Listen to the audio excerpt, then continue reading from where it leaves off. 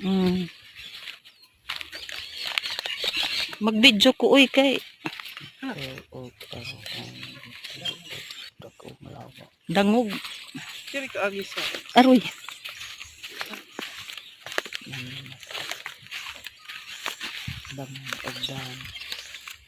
Aroy. Ayaw lagi diha di.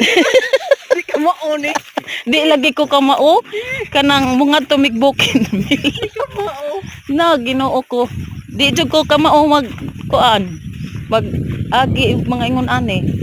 Mao nang mag Lagi diri. diri na laman ta. Diha ba? Mag sa umpod ning sinilasa. Why spike? Di jud ko bitaw kantig mga ingon ani. Nga di man unta ta dato. Oo, kay patag man ko. Ang ata sa mga sila. Ito ka pa siguro. Mungutan na taaning nagkabaw.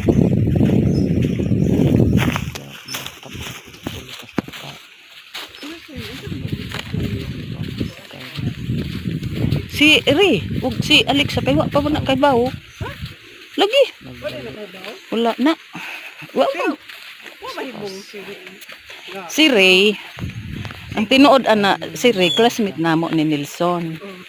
Ag si Ray active na siya og mga istorya ra pero wa sa buhat. Dili na ba makaako si Ray og panginahanglan sa miga. Unang gipasagdan na laman na. Unja di pod magsilo si Ray kay di man laki. Baji ra man. Di wa na.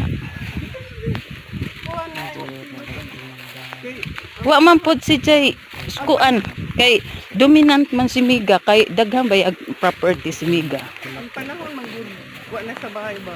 Inana. Hagbay ra ng iksinaha. Nadawat na laman. Mm.